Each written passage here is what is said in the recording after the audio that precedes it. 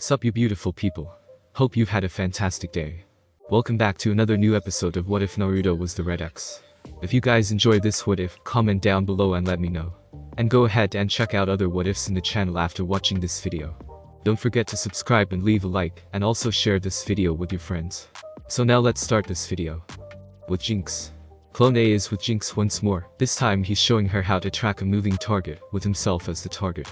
Come on Jinx, this really isn't all that hard. The clone thought to itself while sitting in a high branch of a tree, arms crossed behind his neck and a smirk across his lips. Of course, the clone had to admit if only to himself that he was trained to do this kind of thing. Jinx was only just learning any of it. But he had left more than just a few tracks for her to follow, unless she overlooked them because they were too obvious. Mulling that over for a moment, the clone turned its head and looked around for a moment. Still no sign of Jinx. What's she doing? The blonde clone wondered to itself before deciding that didn't really matter as it leaned its head back into the tree. For that matter, he also wondered how his boss was doing in his little quest. Well, it was true when they dispelled he'd gain all their experiences. That was only when they dispelled, and also only when it was a clone doing the dispelling. As such, they had no idea what the creator learned unless he created another clone and had it dispel itself. Shaking his head, Clone A concentrated on the here and now, which is more or less keeping Jinx from finding him. Thus the blonde looked around and then jumped back to the ground. While he could easily enough move through the trees silently and without any traces, it wasn't really training if Jinx stood no chance of finding him. Cracking his neck, the blonde-haired clone then lunged forward, past several trees before flipping to the side, landing and lunging off once more.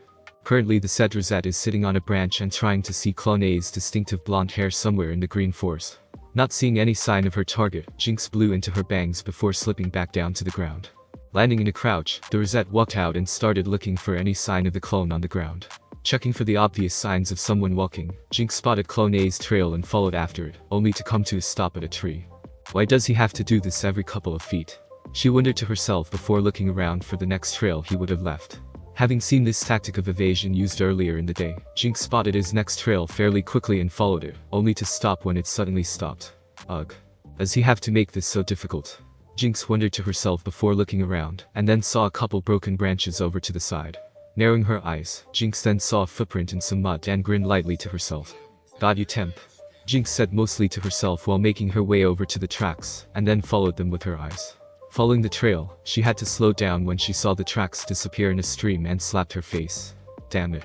She shouted loudly before huffing lightly as she looked over the area, and then crossed the stream to look for more tracks.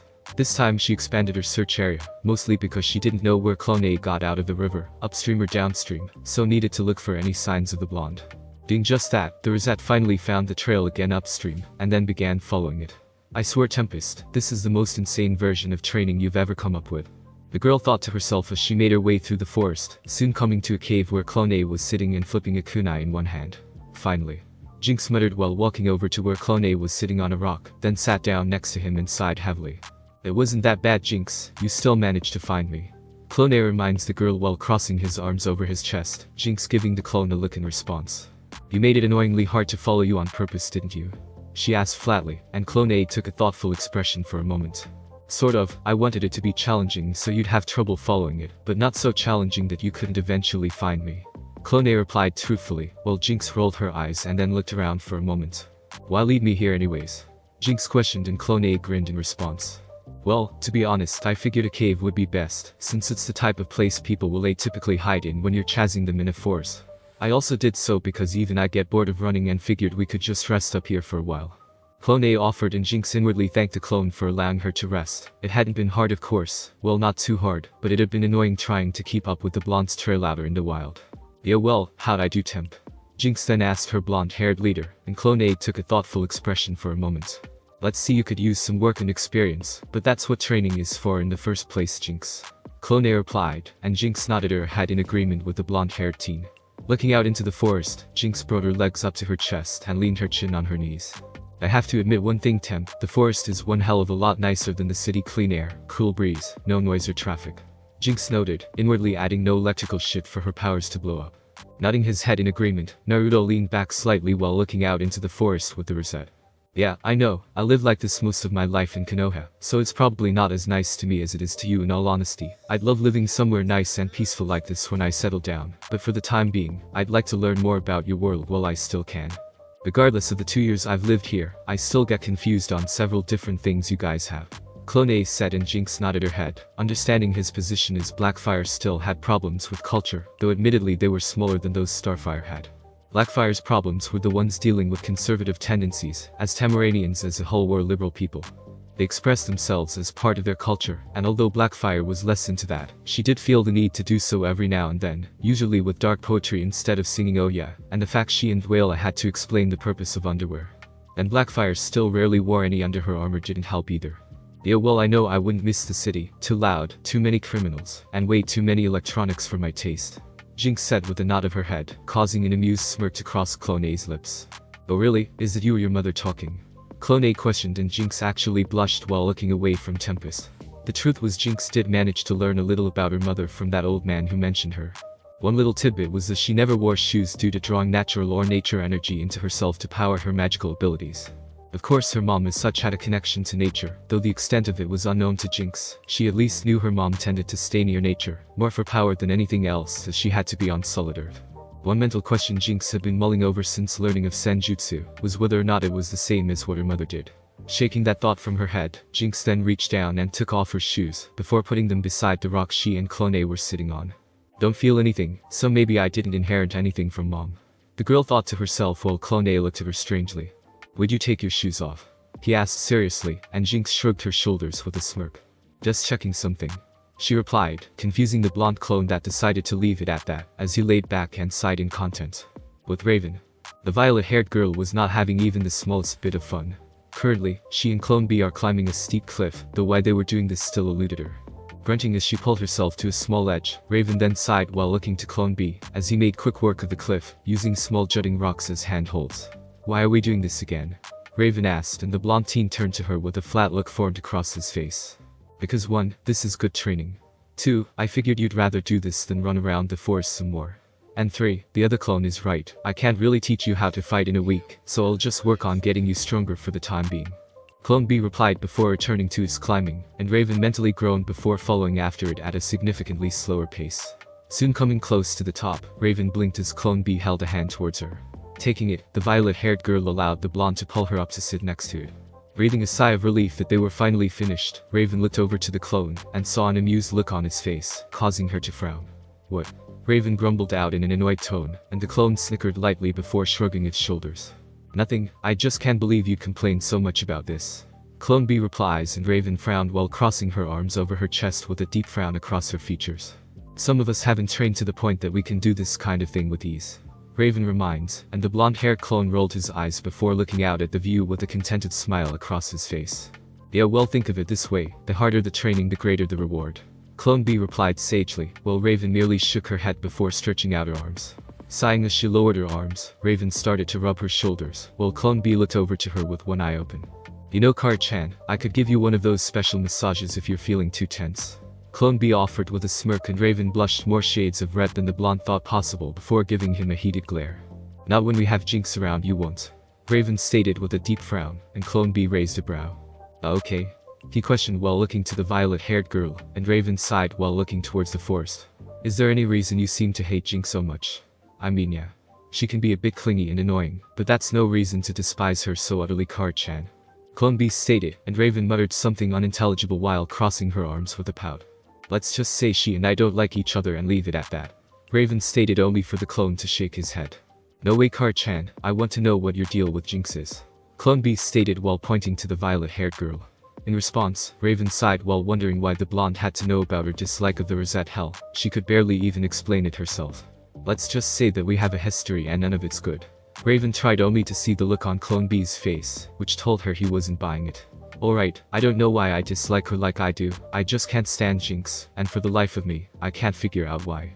The girl explained while looking away from the blonde and sighed. Happy now? Raven asked, and Clone B sighed for a moment while rubbing the back of his neck. Oh well, at least I know why you never like being around her for extended periods now, Clone B mused aloud with a thoughtful look, and Raven rolled her eyes while shaking her head. Sometimes it's better to leave things well enough alone, the girl responded, and saw the look the blonde was giving her. Never mind, she said with a sigh while turning her head to look out over the forest when she felt something. Wait, what's that energy? She wondered aloud, and Clone B frowned while feeling out for it as well, raising a brow when he could feel something coming from where Naruto was. I don't really know, I've never felt that kind of power before, Clone B replied while getting up onto his feet, Raven following, while the blonde stared out towards where they could feel the energy surging. Think the boss finally found whatever he was looking for? Clone B questioned while looking to Raven, the violet-haired girl frowning before shaking her head silently. This doesn't feel anything like that armor you can make, it feels different. Raven replied while Clone B crossed his arms behind his head, wondering what his creator had managed to find. Think we should go check it out? Raven asked hopefully of her blonde-haired companion. Frowning for a moment, Clone B considered doing so for a few moments before then shaking his head. Nah, the boss can take care of himself. The clone replied with a smirk, even though he wanted to know what was going on. Raven pouted at this, and then turned a worried frown in the direction of the strange energy surge that got her attention. And besides that, you still have training to do, Card-chan. Clone B stated with a smirk, and Raven groaned lightly as he then pulled her away, and she turned her head to look back towards the oddly calm energy, while she'd admit she wasn't a fan of training. She was mostly worried that Naruto was doing something dangerous. With Naruto. The blonde wandered further up the stairs within his mind, Kusanagi on his back, arms crossed, and a slight scowl across his lips. Something about this place is giving me some major creeps. Naruto noted as he could almost swear he heard breathing echoing out in the infinite expanse of darkness surrounding him. Looking upwards once more, Naruto narrowed his eyes when he saw lightning flash more clearly than ever before. Boy, why do I have a feeling I'm not going to like whatever's at the top of this thing? The blonde-haired ex-shinobi wondered to himself as he continued to climb up the tower. Frowning as lightning flashed all around him, Naruto soon came to the next platform and gaped upon seeing Itachi sitting before another arena-like shrine, the dark-haired man still chewing on Pocky. How the hell did you get up here? Naruto demanded of the man, and Itachi merely turned his Sharingan eyes towards the blonde before finally answering. How else, I climbed. The dark-haired man replied flatly before returning to his Pocky, the blonde-haired youth scowling towards the man. Sighing when that had no effect on Itachi, he then looked to this gate for a moment, then back to Itachi. Any words of wisdom for me this time, Itachi? Or are you just going to sit there all day? Naruto suddenly asked the man, and he made the usual hum sound all Uchiha seemed to make before returning to his Pocky. Right, why did I even bother asking? Naruto wondered to himself before walking over to the new gate and looked at it for a moment. This gate, much like the last, had an odd-looking mechanism to act as its lock. This one however greatly resembled a wolf, its body poised to strike and its tail pointing upwards, 9 Tomo-shaped beads circling its form. Boy, another weird lock, what is wrong with my mind? Naruto had to wonder while reaching out and tried to turn the lock, however unlike the last one it didn't even budge. Blinking for a moment, Naruto frowned to himself while looking at the Tomo-shaped beds around the wolf. I wonder. The blonde whispered while turning one of the Tomo, then raised a brow as it slid down into one of the other Tomo, forming a yin-yang symbol. Cleaver. Naruto mused to himself while turning the other Tomo to make 4 yin-yangs around the wolf, a single Tomo below it. Pushing down on the yin-yangs, Naruto smirked as they lowered down, making a clicking noise while the tail on the wolf seemed to twitch. I wonder.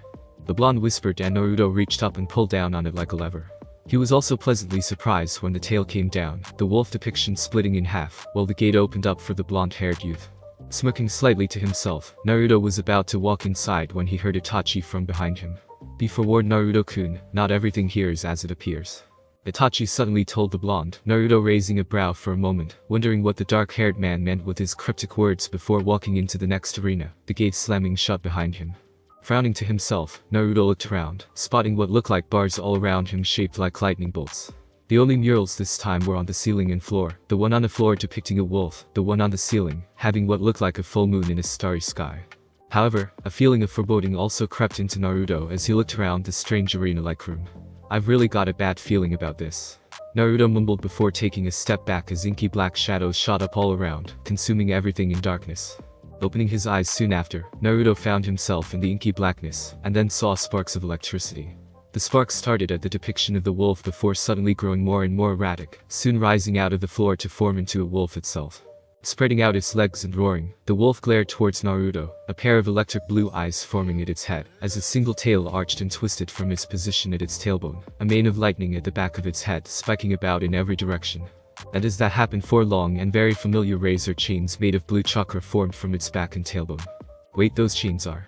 Naruto started to say only to quickly jump back as the chains lashed out at him, the wolf snarling towards him once more as he landed in a low crouch.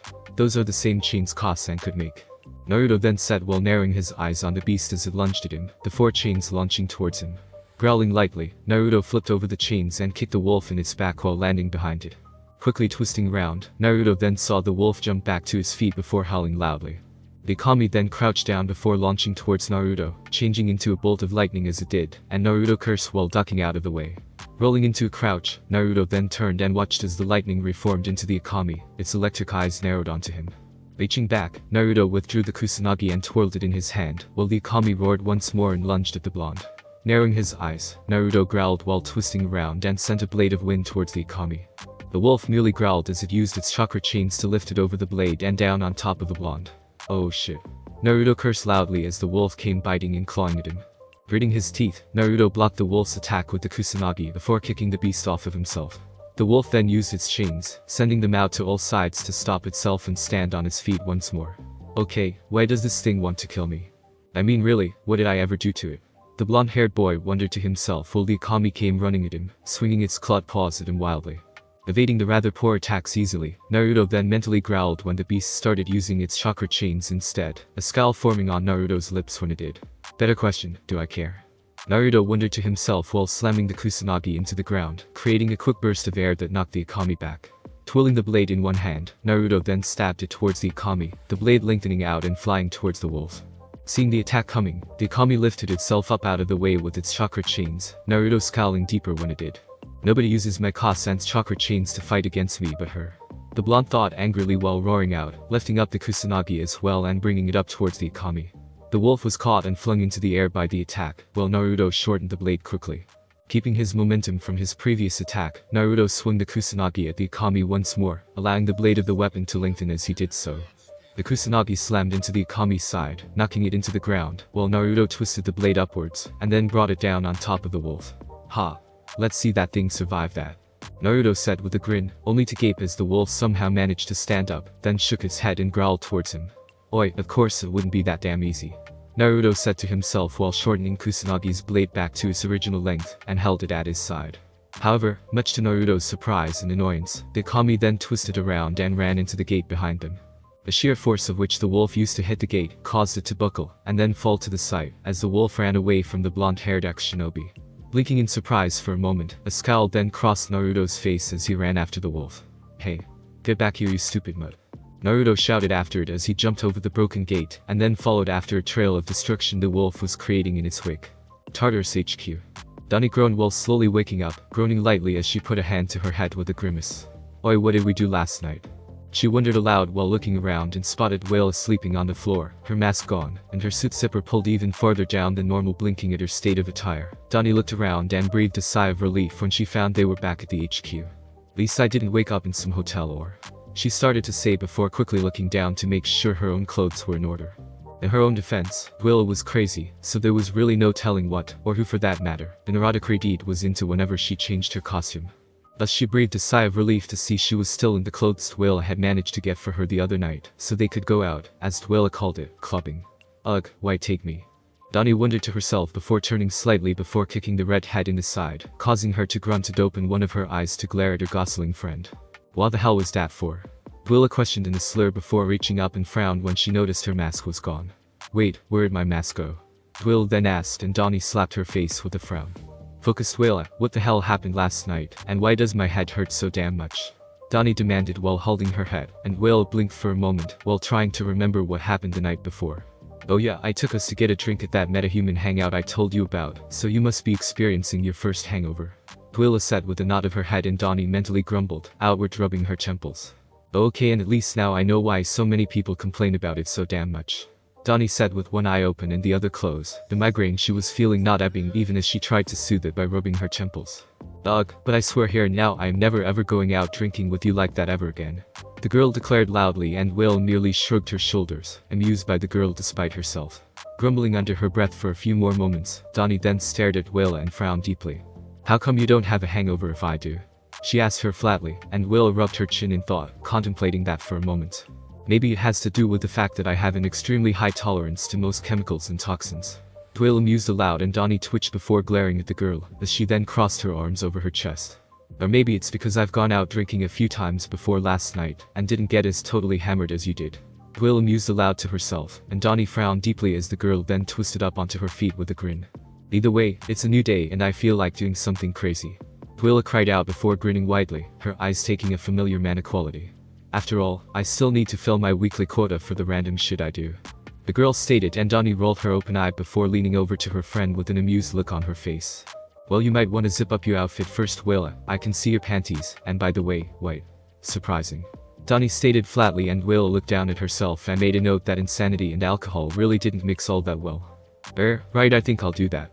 The girl agreed while zipping her suit up to her navel, then started looking for her mask, while Donnie shook her head silently. Elsewhere, Blackfire yawned while walking into Gizmo's workshop, blinking when she saw the tiny terror is still working on his new model of the X-suit. Do you ever sleep? Blackfire questioned of the tiny terror seriously, seeing as far back as she could remember, the boy seemed to always be in his workshop. Gizmo merely mocked her for the quip, then went back to work, placing new metal plates on the suit, making the bulk of it a series of segmented plates like her own suit, only with the spinal column of plates visible on the back. Is the spine necessary? Blackfire questioned, and Gizmo nodded his head as he worked on the suit. Unfortunately it is. This is actually more of a powered exoskeleton than a suit. It has a neuromuscular amplification feature, as well as a synaptic control system, meaning if Temp can think it, the suit will do it. This increases the overall response time from the suit, and the spine actually distributes these neural commands through the suit for control. Obviously it's a weakness, which is why I have to make it more heavily armored than the rest of the suit. Gizmo explained, and Blackfire blinked slowly before looking at the suit and then frowned. What about the possibility of a direct electrical discharge into the suit's control interface, causing a feedback loop and frying X's nervous system? Wouldn't plugging the suit into him kind of be dangerous, should one occur? Blackfire questioned of Gizmo, and he nodded his head in agreement with the black-haired alien. Yes, which is the very reason I never used that method before. It does increase response time, but as you've set an electrical impulse into it can cause a feedback loop, which can fry the wearer's nervous system. But that's why I heavily insulated the new synaptic control system in the first place. It also doesn't actually plug into Temp as a normal one would need to. Instead, the helmet scans Temp's brain waves and translates them into signals to control the rest of the suit. Gizmo explained to the alien girl, Blackfire frowning in thought before nodding her head. Impressive. So you negate the ability to cause a direct feedback loop, but wouldn't that also cause the reaction time to be off by a few seconds? Blackfire asked, knowing more than a fair amount of technology that existed in the universe, this actually being fairly advanced even on some of the more advanced planets she'd been to over her many years of travel. Nope, the scanners I'm using is good enough to compensate for not being a direct link, even while remaining small enough to fit into the helmet and spinal column. Gizmo replied while reaching inside of the completed ribcage portion of the suit, and checked a few things over before nodding his head. Raising a brow as she watched the overly serious midget work his magic on the suit, Blackfire yawned for a moment before crossing her arms and sitting on a nearby table. You know, I can't wait till you humans eventually manage real space travel. It's going to be so funny seeing how other species react to your people. Blackfire noted mostly to herself, and Gizmo blinked for a moment before giving her a look. Boy, in case you've forgotten, Princess, the JLU are always traveling out into space. Gizmo reminded the girl with a glare, and she rolled her eyes for a moment. Yeah, but I meant your species as a whole, not just the JLU. Blackfire replied flatly while leaning back slightly, Gizmo frowning for a few moments. Yeah, well, I don't think it'll be that great. Tourists will be hell. Gizmo noted, and Blackfire grinned slightly in amusement at that. She had to agree. I know, especially with all the Visitsurkins, Furins, and all those other kinds of alien species are prone to. Though, you guys being in an alliance with another planet or two will at least stop silly aliens from abducting you. Blackfire noted aloud and caused Gizmo to look at her with a raised brow. Whoa, wait a damn minute, you mean aliens really do that shit? He demanded of the girl, and Blackfire nodded her head with a smirk. Well, yes actually. But it's only a few races that actually do it, and usually the species they do it to is so underdeveloped they can't fight back, or there is the odd few punks who steal a spaceship and kidnap other species, for the fun of it, oh, and those intergalactic poachers as well. Blackfire mused aloud, and Gizmo blinked for a moment before deciding that all aliens were weird, and he was better off ignoring them all for the remainder of his life. Okay, I really didn't need to know that. Now would you please just shut up and leave me alone, so I can finally finish my work on this damn thing for Temp. Gizmo shouted at Blackfire, causing the alien princess to frown as she glared at the bald midget. I'm actually trying to help you and you're telling me to go away? She questioned, and Gizmo gave her a glare from his spot. Fine, I'm going already. Blackfire then said as she got up and walked out of the room, arms crossed and a slight scowl on her features. Once she was gone, Gizmo grinned to himself and grabbed something from a nearby table. Now then, I just need to finish up the chakra conversion power core and utility capsules before I add the active camouflage and electromagnetic pads to this baby. Gizmo said to himself as he took a circular device and fastened it to a few plates of the armor, then started fixing it to the rest of the armor. Titan's Tower. Titans go! Beast Boy exclaims, still dressed in one of Nightwing's old Robin costumes. Grinning to himself as he points into a mirror, BB then proceeded to make mocking kung fu-esque sounds while posing and looking to his reflection. Jumping into a twist and punching to his side, BB then flexed his muscles and winked at his reflection, Nightwing's staff beside of him. Grabbing the staff, BB then twirled it around with one hand, unfortunately, slamming it into his skull when he did so and swooning to the side. Nearby, sitting on Nightwing's bed is Starfire, only now she is wearing a Robin costume just like BB is. In her own defense, it wasn't like Nightwing would ever wear the suit ever again with his new mantle. However, unlike Beast Boy, many would say that Starfire somehow filled out the costume better, though it was a little small. On her, the red Kevlar vest was too small, thus leaving her midriff visible. The already skin-tight pants hugged her hips and ended at mid-calf. The cape was only knee-length on her, and the belt Robin would wear was too large, hanging on her hips loosely as Raven's own belt did on her. In any case, the girl is sitting on Nightwing's bed, an old puppet from one of their earlier adventures in her hands. Holding the control to the puppet with one hand, Starfire mentally giggled as she had fun play acting as Robin.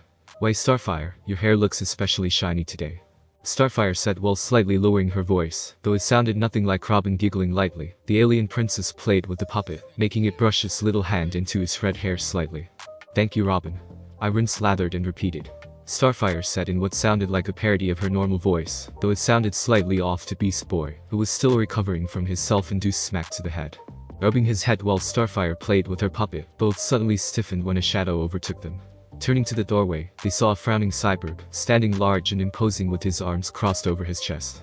"Dude, it's not what it looks like," BB tried to say while Starfire got to her feet as well, tossing her puppet behind her back. "Yes, friend, we were just Starfire tried to say, only for both to shrink slightly under the titanium teen's gaze. "I can't believe that you two would just barge into Nightwing's room when he's gone, dress up in his old uniforms, and pretend to be Robin," Cyborg stated with an angry tone of voice. BB poking his fingers together as he did and Starfire drawing circles on the floor, both acting like kids caught doing something bad. "Well," Starfire tried to say, neither her nor BB able to look Cyborg in the eye. Inwardly laughing at his friend's reaction, Cyborg then lunged forward slightly, BB and Star backing up as he then held his hands out with a hurt expression on his face. "Without me," he finished, and both Starfire and BB blinked for a moment before breathing sighs of relief. Laughing lightly, BB then reached to the side and grabbed a spare Robin uniform, before throwing it onto Cyborg. "Dude, suit up," BB ordered with a grin while Cyborg took hold of the utility belt, and Starfire grinned widely. "Oh yes. Come Robining with us," Starfire declared while stretching her arms into the air, Cyborg ignoring her as he grabbed the belt BB was wearing, and added it to the one he had, clipping them both together, so they would fit his admittedly large frame. When he did, BB had to quickly grab hold of his pants and hold them up, giving a look to Cyborg, even as the alien princess continued. "It is most delightful." Starfire finished while jumping into the air and flying off the ground, clapping her hands happily as Cyborg stood with both belts now fastened around his waist. "JLU Watchtower." Batman walked down one of the many halls of the Watchtower, a frown on his face, as he looked over the compiled facts they had put together on Raven's father, and Batman used that term loosely. Rubbing his chin as he looked over the facts, Batman noticed several things. 1. The energy from the deceased members of the Order of Scath would be used to make the portal. 2. The only ones who would be safe once Trigon came was those with demonic heritage, or magical protection. 3. Raven was the gem the portal Trigon would ultimately use to enter into their world. Even for a demon, that's sick, Batman thought while frowning deeply once more. He knew a few demons, and not all of them were as evil as many believed them to be. Admittedly, those he knew were all part human or connected to humanity in some way, shape or form. Clicking his tongue, Batman wondered if it would be possible to forge new rings of Azar. However, a portal to Azarath was not easy to come by. He then considered his other options for stopping Trigon from ultimately entering their world. First and foremost, kill Raven to prevent Trigon from entering their world. In Batman's opinion, not an option, though unfortunately his old friend Zatanna seemed to think otherwise. This yet again made Batman wonder about a possible familial relationship between Zatanna and Raven's mother Angela Rala Roth, as it might explain why she took the soul so personally. Option 2, figure out some way to disrupt the energy coming from the deceased cultists, so it couldn't punch the hole into hell. Unfortunately, Dr. Fate hadn't found much of anything on that front, as it seemed even he had problems with countering demonic magic of this kind. He tried, honestly he had, but this was a centuries-old spell, one that was designed specifically for this event, and had absolutely no counter spell written for it, so that none would be able to stop Trigon's eventual rise. The only other option was to kill Trigon, but then they would lose Raven. Yet again, Batman wouldn't accept that. Raven was a good girl, he knew that, beneath her cold moody exterior, she was just hurt and alone just like Ace. Even if only for a brief moment, Batman flinched at the mental reminder of that poor girl. Sitting down, Batman pinched the bridge of his nose and sighed softly. I know you're there. He stated in his average tone of voice and turned his head slightly to see Zatanna sitting on the table next to him. Penny, for your thoughts?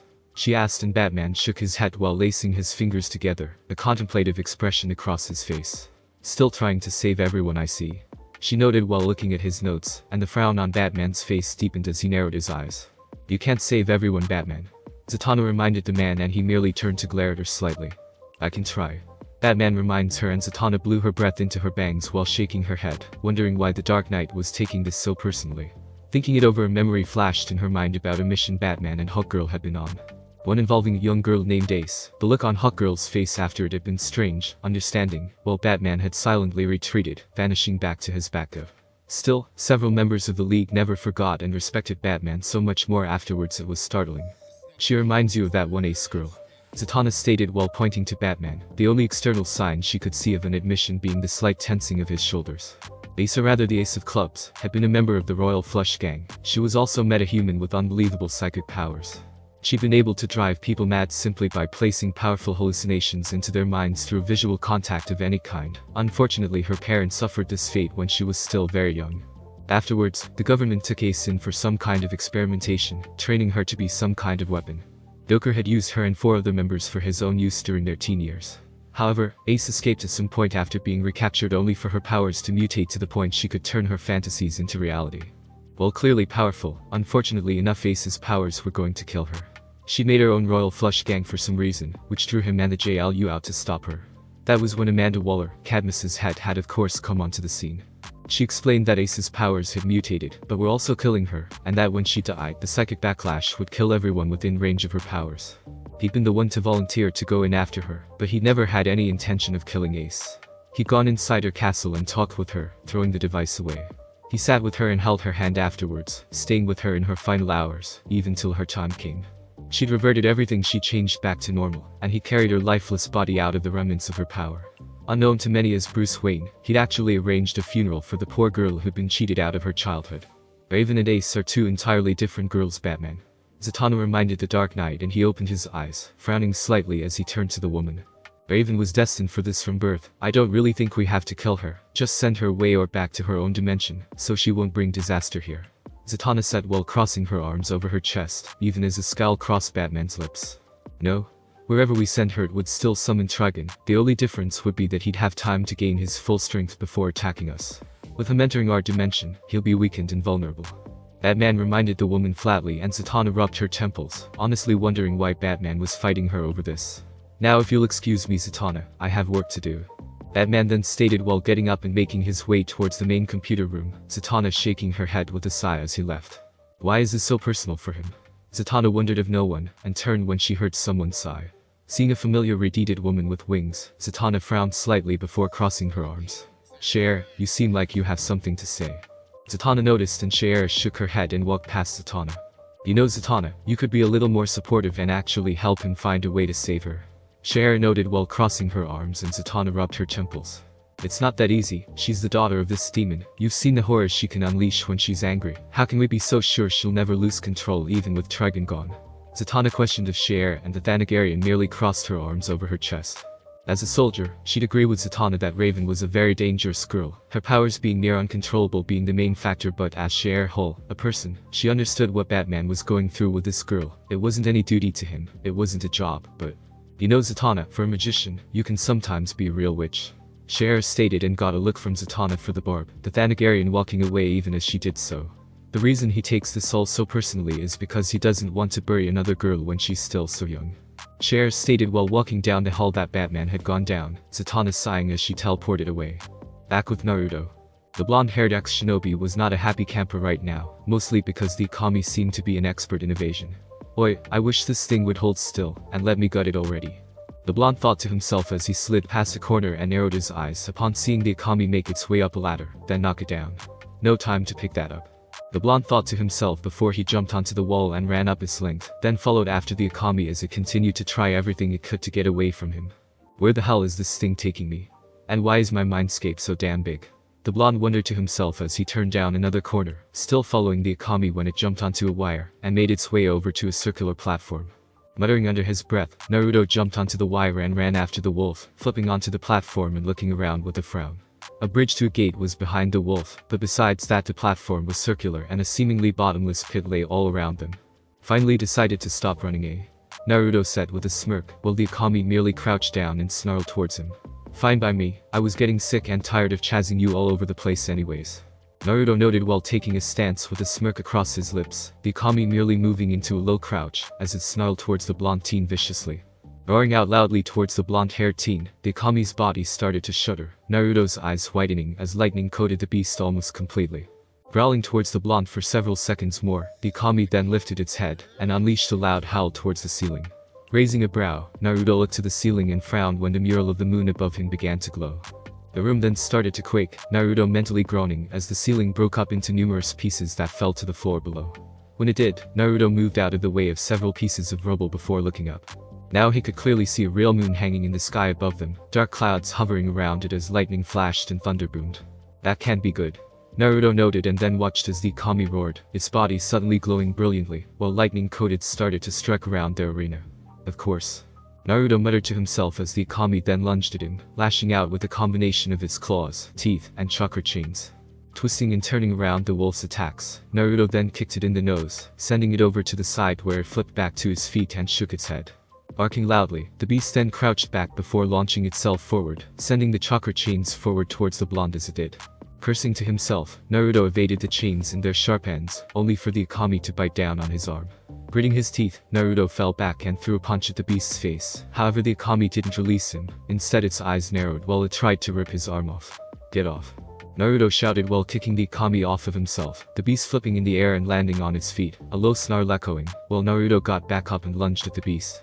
Forming Rasengan in one hand, Naruto tried to slam it into the Akami, only to curse and move around its chakra chains once more. Twisting and turning as he got closer and closer to the Akami, Naruto then jumped up and brought the Rasengan down on the wolf's head. The impact caused the Akami's head to slam into the ground, and threw Naruto back as it tried to grind through the strange wolf. Landing on his feet, Naruto smirked towards the Akami, only for his eyes to bolt open, when he saw a semi-transparent barrier was protecting it. That's a first, Naruto noted. Okay, now I really have to wonder why there's so much shit in my head that wants to destroy me. Naruto suddenly wondered to himself, and the Kusanagi decided to answer him with its idea on the subject. Maybe it's because you secretly hate yourself. The sword offered to its new master, clearly amused from what Naruto could hear of its tone of voice, causing the blonde to frown. What did I say about the talking? He demanded, and the Kusanagi fell silent once more, though Naruto still scowled deeply before turning back to the Akami. Looking back to the lightning wolf, Naruto's eyes widened as it howled up into the dark sky once more, chakra forming and condensing over its body to form armor, a skull-like mask with long Kyuubi-esque ears, and an X cut out of it being the first portion. A necklace of Tomo-shaped beads on its neck, a row of spinal plates down its back forming over a single tail, and then splitting into 4 extra tails beside the original, a pair of bony greaves over all 4 of its legs, finishing its transformation off. It was then that its 4 chakra chains began flying back like tails. And then the chakra chains merged with the extra bone tails like the original tail had done, making 5 tails and all flailing around behind the strange creature. As this happened, the Akami roared loudly, energy spreading from its tailbone along the 4 extra bony tails, to form 5 true tails with bone armor along their length. So I'm guessing you're where that armor always comes from. Naruto mumbled mostly to himself while staring at the lightning wolf as it snarled towards him furiously. Roaring out, the beast caused dozens of spheres of chakra to shoot out of its body and into the air, Naruto's eyes widening as it did. The chakra then started to condense, Naruto backing up as far as he could when it did, the ball growing larger and larger, as it concentrated more and more chakra into it. Once that was done, the beast then shrank the blast down, its tails arching forward as if to hold it, before biting down on it, eating the raw chakra, as Naruto's eyes widened larger than ever when the floor buckled under the sheer density of the power. A deep growl echoed from the beast as it then braced itself, Naruto looking to either side and cursing when he couldn't see any way to get out of the way. Imari. Menacing bull. A deep and unintelligible voice roared out loudly as the attack flowed from the beast's mouth and straight towards Naruto. Crap. The blonde exclaimed before quickly pulling the Kusanagi from his back, pointing the blade downwards and extended it, pushing him high up into the air, as the Imari detonated behind and below him. Stopping once the blast finally vanished, Naruto breathed a sigh of relief, his heart going a mile a minute. Man, that was way too close for comfort. The blonde said to himself while trying to catch his breath, and heard the Kusanagi's star grumbling aloud. Closer for me. The sword growled out and Naruto mentally groaned before glaring down at the hilt of the sword. You're indestructible, I'm not. Naruto reminded the blade and got only more grumbles from it, as he then looked down towards where the Gobi no Kami was glaring up in his direction. Okay, it's got 10 tails and a really bad attitude still, at least it isn't the size of Kyuubi. The blonde said between pants and then released the Kusanagi, causing it to shrink back down as he fell towards the ground. Quickly grabbing hold of the blade on his way down, Naruto twisted into a stab, the blade lengthening once more and slamming into the Akami. Landing on the ground with a smirk, Naruto watched as the blade carried the Akami all the way off of the platform, slamming it into the outer ring of walls around them, and creating a massive crater. This feels really familiar. Kusanagi suddenly noted, Naruto mentally groaning as the sword spoke its mind yet again. However, before Naruto could tell the blade off, his eyes whitened as the dust cleared from the Akami. However, much to his shock, the beast was undamaged by the Kusanagi. In fact, the beast then batted the blade away with one of its tails and roared. Oh yeah, that happened then too. The Kusanagi said mostly to itself while the Akami shook its body before roaring loudly towards Naruto. Growling lightly, Naruto twisted Kusanagi around before holding it in a reverse grip. The blade shortened down to ninjutsu length while the Akami jumped forward, flipped in midair and landed on all fours before the blonde. What the fuck does it take to kill this thing? Naruto demanded before lunging forward, swinging the Kusanagi at the strange beast. Instead of holding still, however, it flipped back and then landed in a low crouch before suddenly lunging at the blonde. Twitching lightly, Naruto flipped up and over the Akami, then twisted in the air and swung the Kusanagi at it from above. The Akami used its tails to wrap around the blade this time, and then slammed Naruto into the ground with it. Groaning lightly, Naruto twisted back up to his feet and brushed off his arms, while the Akami narrowed its eyes. Moving with unreal speed, the Akami came at him once more, swinging its tails and trying to stab their tips into him. Cursing loudly, Naruto twisted and turned around the beast's assault, eyes wide as he tried to keep from being impaled by the clearly demonic creature's tails. Flipping back to avoid a sweep from the tails, Naruto then grunted while lunging forward, slamming his fist into the Akami's mask. However, it barely budged, and a single eerie eye narrowed onto the blonde. Crap. He muttered as the Akami's tails lashed out like lightning, slamming into him and sending him skidding across the platform. Cursing as he came off of it, Naruto twisted in the air and dug the Kusanagi into the side of the platform to save himself. Breathing a sigh of relief, Naruto then crawled back onto the platform and glared towards where the Akami was still glaring at him. Getting back to his feet and letting out a few panting breaths, the blonde then put the Kusanagi back onto his back and left his arms to hang akimbo. Alright, wolf breath, bring it on. Naruto shouted at the beast, causing a familiar-looking grin to cross its muzzle. I really don't like that look. Naruto whispered while the Akami lunged towards the blonde as he concentrated and then grinned. 1000 Blades Jutsu. The blonde exclaimed as hundreds of wind blades formed around him, the Akami slamming into them claws first. However, his grin soon turned into a look of shock, as the Akami wasn't diced into hundreds of tiny pieces. Instead, somehow gaining its footing, it started to rip open the jutsu from the outside. Note to self, make a stronger 1000 Blades Jutsu. Naruto thought to himself while the Akami roared and then lunged into the jutsu, slamming into Naruto and seeming to vanish. The 1000 Blades Jutsu ended once he did, and Naruto stumbled back from the impact, his eyes wide as his pupils suddenly dilated, his eyes turning a grey violet color, and the color slowly began to bleed into the sclera of his eyes as well. Force. Raven was the first to feel it, and her eyes shot wide open as an energy that filled her with dread and doom suddenly came from deep in the forest. Both Clone A and B felt a millisecond after Raven, both shuddering violently when they did. Flipping to his feet, Clone B grabbed Raven and jumped into the trees, Raven grunting as she wrapped her arms around his neck, and he carried her towards the feeling. Meanwhile, Clone A quickly got to his feet and looked at Jinx with a dead serious expression. Stay here. He ordered simply before lunging into the air and coming down on a tree before lunging off into the forest, leaving a confused Jinx behind. Okay, what was that all about? Jinx wondered to herself before shuddering as a cold chill ran down her spine. For once I think he might be right, but I think I'll head back to camp rather than stay here. Jinx decided while wasting no time in putting distance between herself and whatever it was that made her feel like a small child. Meanwhile, Clone A and B met up in the trees, Clone A glaring at Clone B when he saw that he was carrying Raven on his back. Yo, bro, did you feel like someone walked over your grave as well? Clone B asked his partner while rushing towards the energy. In fact, he was pretty sure anyone within a 200-mile radius was feeling a surge of this magnitude. Yes. Clone A hissed out for a moment before growling while Raven shivered and shook, now visibly paler than she normally was. What the hell are you doing bringing her with you? Kara-chan could get hurt, dope. Clone A shouted at Clone B, and the clone frowned while giving its partner a flat look.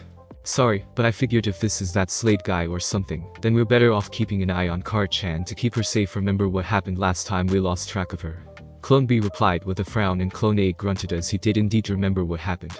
Fine, but you do know that if anything happens to her, the boss will have both our asses. Clone A mines and Clone B grimaces for only a moment before both suddenly stop as a shiver runs down the lengths of their spines. Okay, I'm really not digging that way creepy feeling. Clone B noted and Raven nodded her agreement, a fearful look on her face, as all three looked up and gaped at what they could see. The sky was dark, normal for the time of day, but dark clouds had suddenly gathered in the sky, swirling and swirling like a whirlpool in the heavens, a beam of light flowing down from its center, and lightning arching across the clouds. What the fuck is that? Clone A wondered aloud, Raven closing her eyes and searching the area to sense the power more clearly, but when she did, her heart nearly stopped and she wanted to hide. Whatever it was, it seemed to be at half her father's full power at the moment, and steadily raising higher and higher. We won't know unless we investigate further. Raven stuttered out and got a worried look from both clones. Whatever it is, it already has a power half my father's own, and it's still growing. Raven explained, and both clones gaped for a moment before looking to one another, nodding and then heading in the direction of the strange energy source, when Clone A's eyes bolted open when he recognized what some of it really was. Shit, half of this is nature chakra. Clone A stated, and Clone B gulped before thinking rationally for a moment. Hey, then maybe it's the boss training with Senjutsu. Clone B offered, and Clone A frowned before shaking his head with a deep scowl across his face. That doesn't explain the demonic chakra I'm feeling. Well, not entirely, cause it feels weird. Clone A stated, and Clone B had to admit that his partner had a point before both came to a stop in a large tree, Clone A gaping, while Clone B shook its head. What do you see? Raven asked the two, and both clones looked to one another before answering the violet-haired girl. Take a look for yourself, Card-chan. Clone A replied quietly, and the half-demon warily moved her head to look past Clone B's own head. Shivering slightly, Raven then opened her eyes, only to feel the widen in shock at what she saw below. A tornado or something similar was spinning, and then rising up into the air, the magnitude of wind too great to be penetrated as it ripped full-grown trees out of the ground and tossed them around like twigs. The ground was in worse condition as it looked like a meteor had hit in the past hour. A massive crater at least the size of an arena had been formed, a spiral pattern swirling outward from a single point. That same single point at the center of the massive crater was looking to be where the light in the sky was pointing to as well. Narrowing her eyes, Raven briefly wished that she had the eyesight of Naruto, or at least his ability to increase her eyesight like he could. However, leaning forward was all she could do, and as far as she was concerned, that was enough. For at the very center of the crater, sitting within a storm of wind, resting on all fours, was a silhouetted creature. Neither the clones, nor Raven herself could see his form clearly, but they could see 5 shadowy tails flicking behind it, along with 2 very long ears. It was large, though not enormous like the Kyuubi or her father, but much bigger than a normal animal was for sure. What is it? Raven wondered aloud, and both clones shook their heads as the wind slowly died down. The dark clouds dispersed, and above them, they could now see a full moon had come out, a howl echoing out from the distance, and Raven felt the feeling of dread fade away. Well, seeing as I don't feel like something just walked over my grave anymore, maybe we should go and check it out.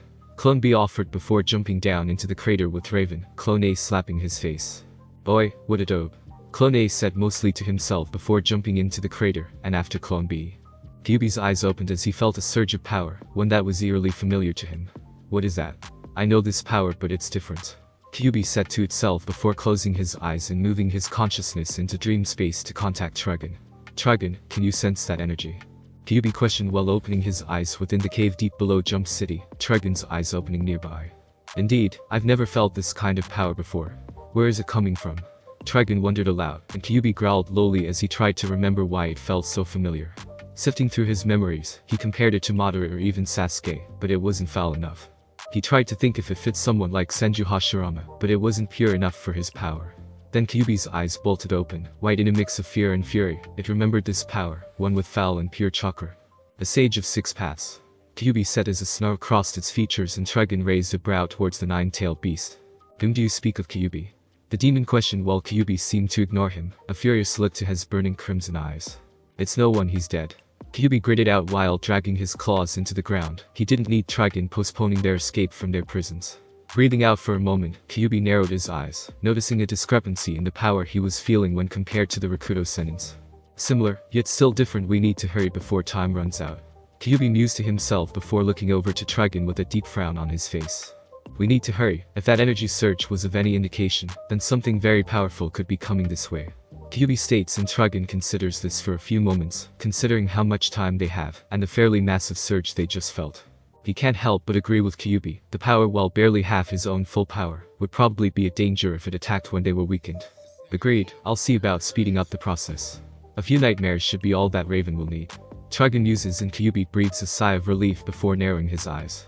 Yes, and then my plan will finally begin. The ancient fox muses a white crooked grin stretched across the length of its muzzle. Thanks for listening. I do hope you enjoyed. If you want the next part of this video, like, subscribe and comment down below, and turn on the bell notification. And also check out other videos that I have created and enjoy. See you in the next video. Peace.